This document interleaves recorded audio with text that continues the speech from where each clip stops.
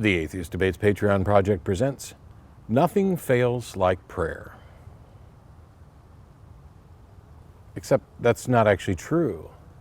Plenty of things fail just like prayer. Flipping a coin, rolling a die, lucky socks, crossing your fingers, thinking good thoughts, really hoping. All of these things that have demonstrated no actual efficacy, no determination that they could actually produce results or have ever actually produced results. All of those things fail exactly like prayer. Now, this is one of kind of glib saying that atheists will toss out to mock, the very notion of prayer, because constantly we're hearing from people, hey, prayer works, prayer works, prayer works. Okay, demonstrate it. I mean, we've done prayer studies. There were studies that seem to show some correlation between prayer and results from those prayer. I don't know how you draw a causal chain between the two, though, without dipping into the post hoc ergo propter hoc fallacy of after this, therefore because of it. Hey, I prayed and my headache went away. How do you know that your prayer had anything to do with your headache going away? But we hear about this all the time, and then the Templeton Foundation did a study of intercessory prayer. Essentially, you're praying to intercede on someone else's behalf. I think they used patients recovering from heart attacks or some surgery, medical condition. And what they found is that the prayer works at the rate of chance, that essentially it's the equivalent of doing nothing. You could say a good prayer or a bad prayer, and it doesn't even seem to have any effect on the outcome. The one notable exception was in the case where the individuals who were being prayed for knew they were being prayed for, there was a slightly stronger effect. Unfortunately, they did worse. The supposition is that because there was pressure on them to do well, because they knew they were being prayed for, oh my gosh, there's people praying for me. If I don't get better, people will think prayer doesn't work. And this stress and anxiety ultimately resulted in them not improving at the same rate, and in some cases getting worse. So it seems kind of funny that the very stressor that may have led to them not recovering as well, this fear of being the sort of result that would show prayer doesn't work, made them exactly the sort of result that showed that prayer doesn't work. And I'm usually very cautious in talking about things. We talked before about my position is not there is no God, or it's certainly not one of absolute certainty there. It's I have no good reason to believe that there's a God. And so when it comes to something like prayer, the temptation would be to say, I have no good reason to believe that prayer works. And that's true. But I think we have good reason to believe that prayer doesn't work. Or at least we have good reason to think that it doesn't work the way most believers seem to think that it works. A friend of mine called me recently and he said, I have this thought about a particular response to Christian apologetics surrounding prayer. And we had a quick discussion. It turns out it's something that I'd spoken about before, only I used different verses from the Bible to address this issue. And we had a little discussion about which one was better, which one was, a stronger apologetic. And I kind of was like, I think the verse that I use is stronger. And he tended to agree. But now, having given it more thought, I think they're all good. And so what is it that the Bible actually says about prayer and the efficacy of prayer? So my friend comes to me and says essentially, look, take a look at John 15:7, because it says, if you abide in me and my words abide in you, then ask whatever you wish and it will be done.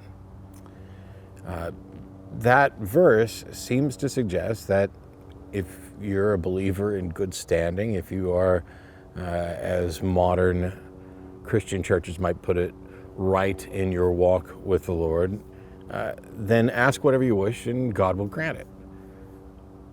That seems pretty straightforward. The problem is we know that there are problems here because there are plenty of people who we would think would be Christians in good standing who clearly pray and don't get what they've asked for.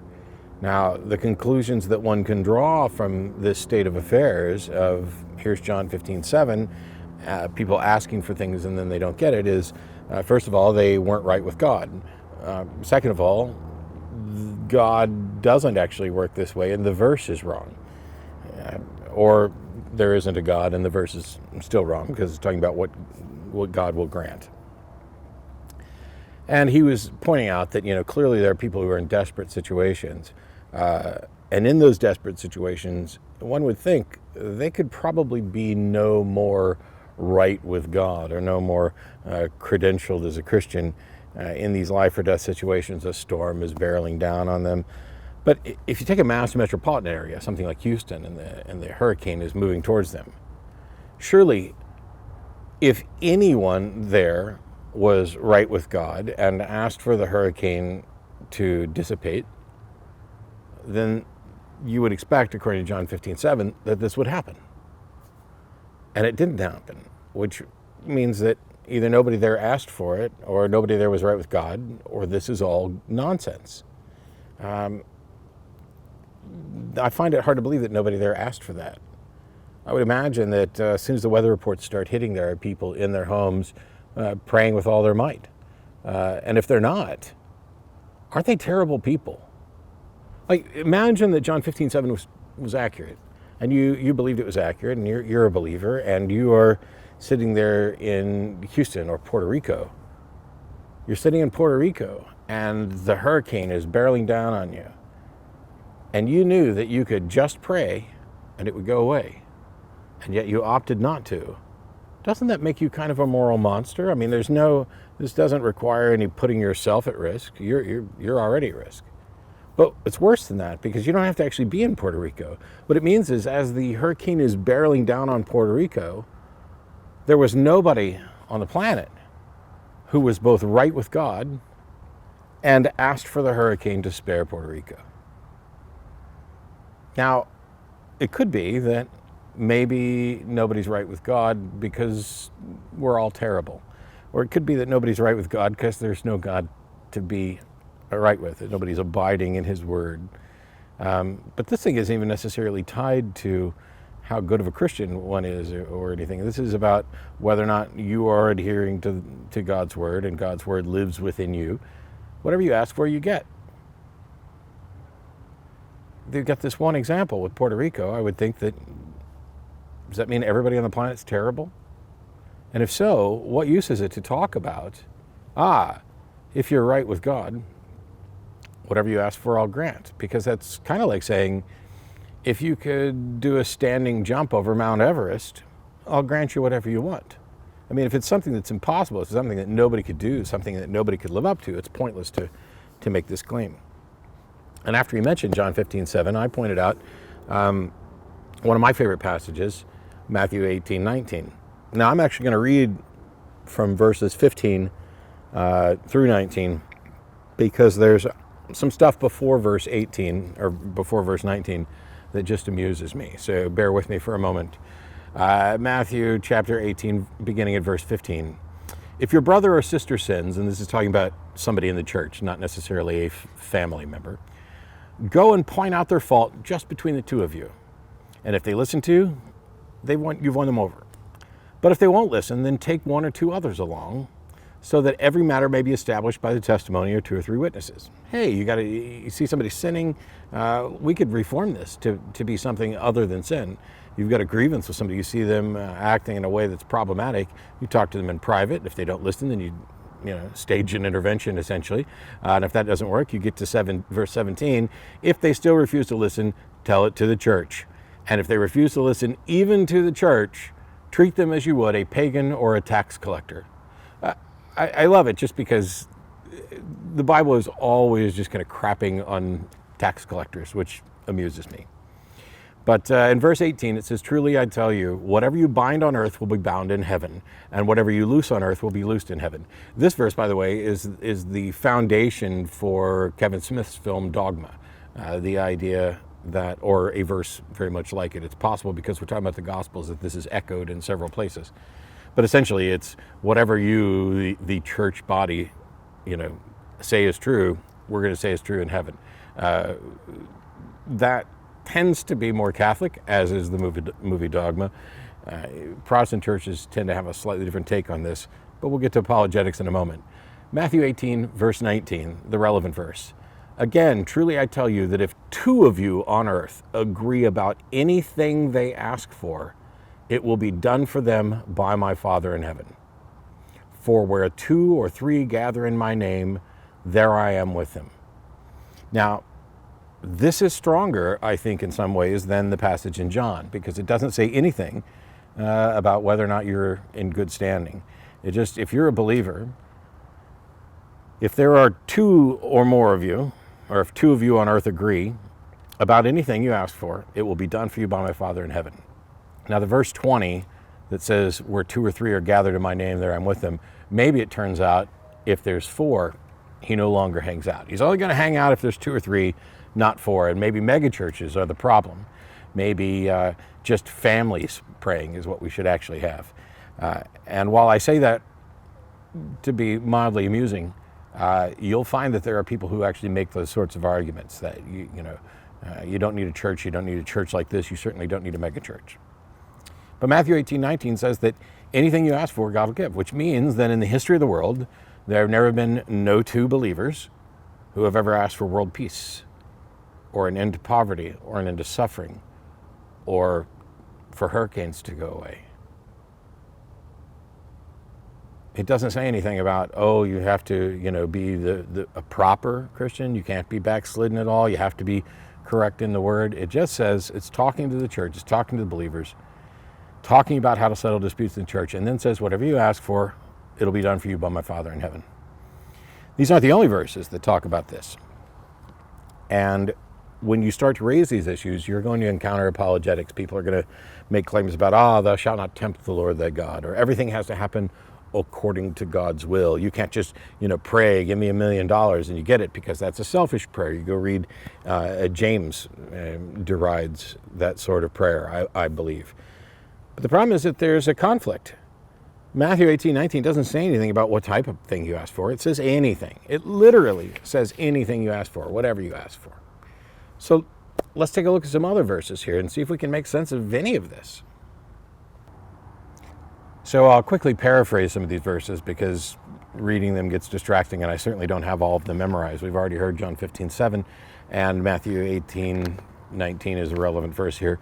But this issue comes up of, well, do you get anything you ask for, or does it only give you? Can you only get what is according to God's will? So, for example, 1 John 5:14 talks about ask according to His will, and we know that He hears us, and we know that we will obtain it. But Matthew 7:7 just says, ask and it will be given, seek and ye shall find, knock and the door will open.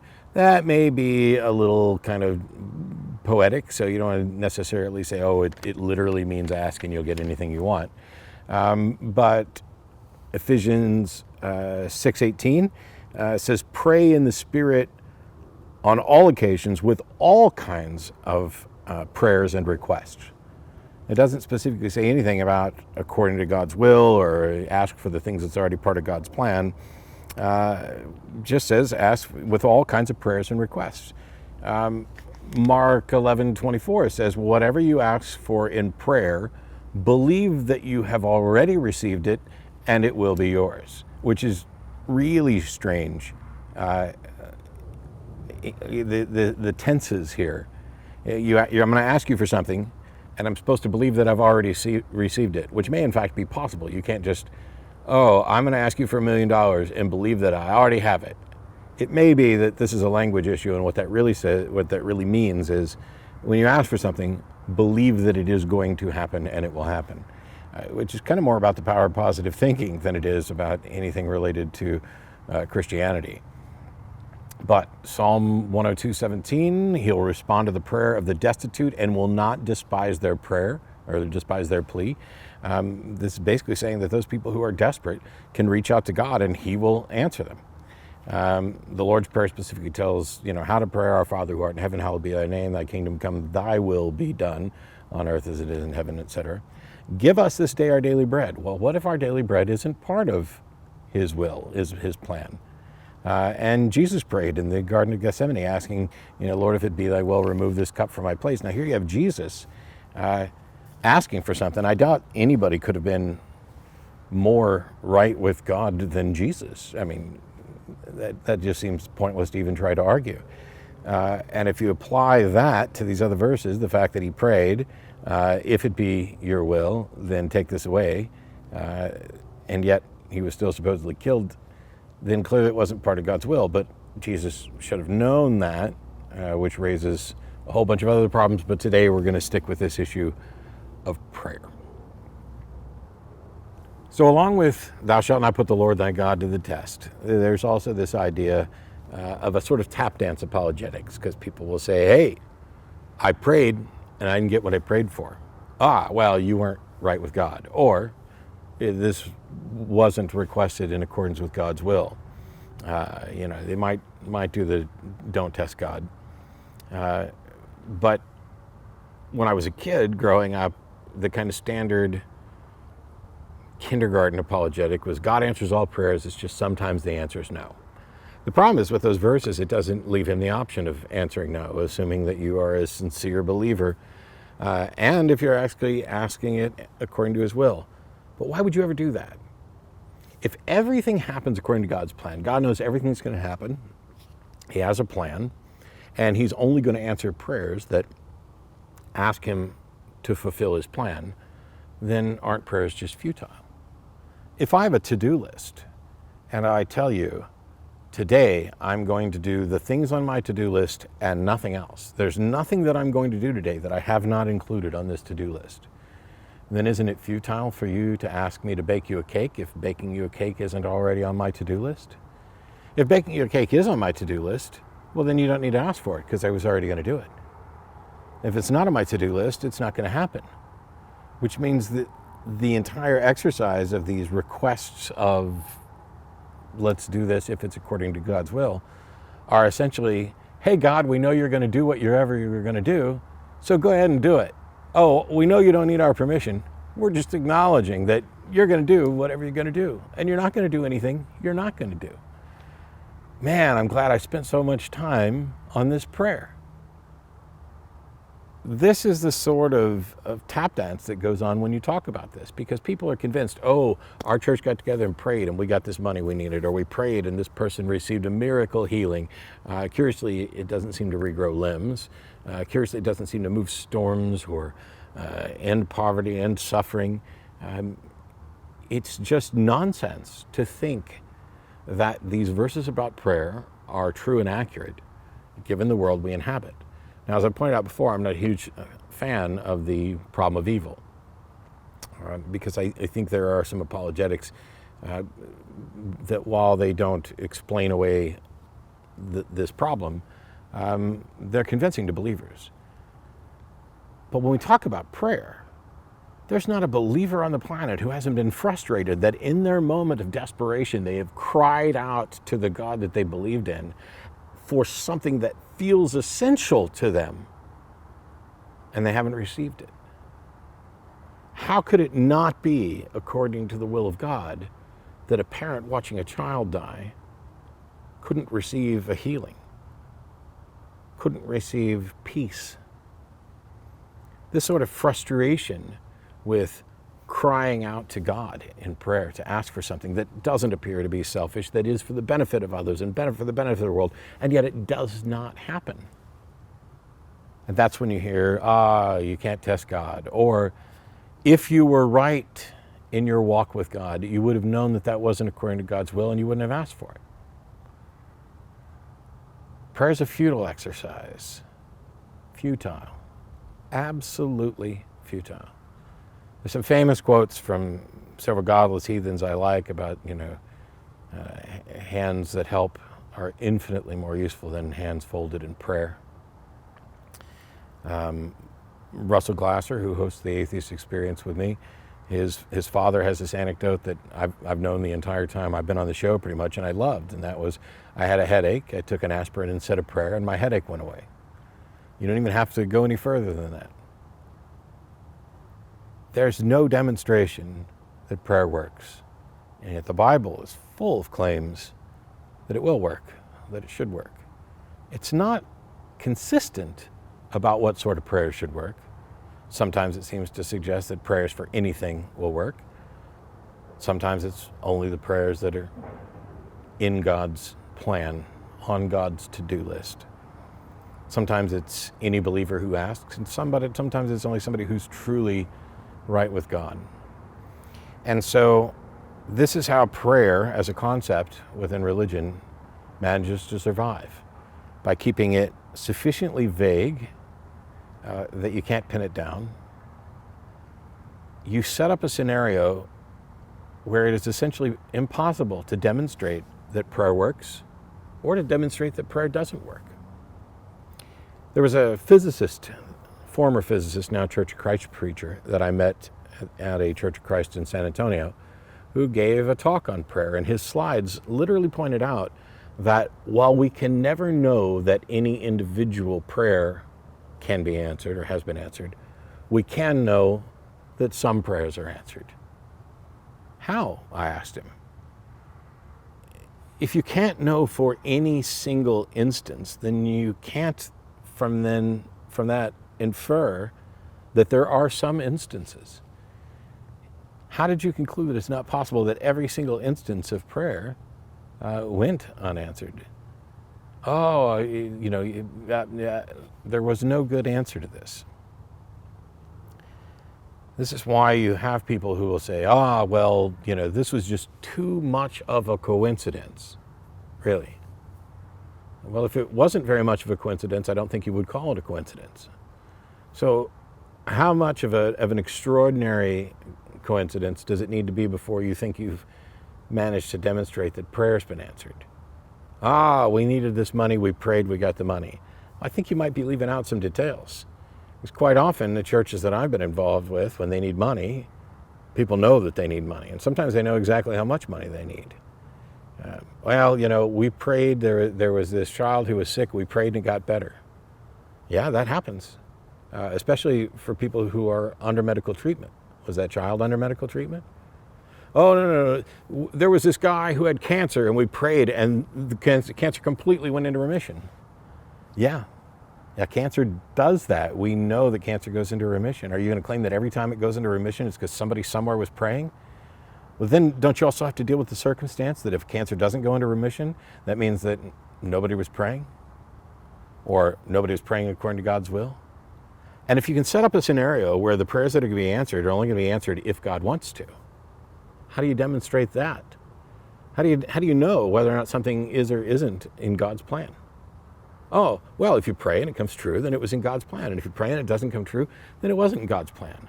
Well, congratulations. That's exactly the same as if you flip a coin and it comes true, then it was part of the coin's plan. And if you flip a coin and it doesn't come true, then it wasn't part of the coin's plan. This is a win-win, no-lose scenario for prayer, because you've set up essentially an unfalsifiable proposition.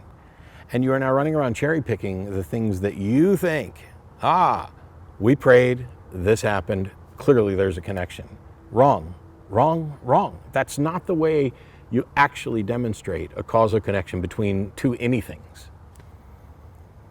This is the tap dance that apologists go through when you start digging in on prayer. Over the years on the show, I've talked a lot about slavery. I will talk more and more about prayer and see if we can get some answers. I will also be talking about the Bible's sanctioning of rape and other awful things. But prayer is almost ubiquitous. It is the foundation behind the "there are no atheists in foxholes" claim. An utterly false slur, because there are countless atheists in foxholes. But what it suggests is you could be in a situation that's so dire that you will reach out in desperation and pray to the God that you don't believe in. And then it'll be too late because you're not a believer, so you're not going to get what you want. And yet, curiously, there are countless believers who've been killed in foxholes, whether they were praying or not. This apologetics dance of trying to say, we can't really prove that prayer works, but we know it works. Sometimes you just got to leave it in God's hands. How is that any different from just leaving it up to fate? Or worse, let's give them personas. We're going to leave it up to the fates or the gods. It's all chance. When it comes to defending prayer, apologists don't have one. This video is made possible by supporters of the Atheist Debates Patreon project. You can find more information and add your support at patreon.com/atheistdebates.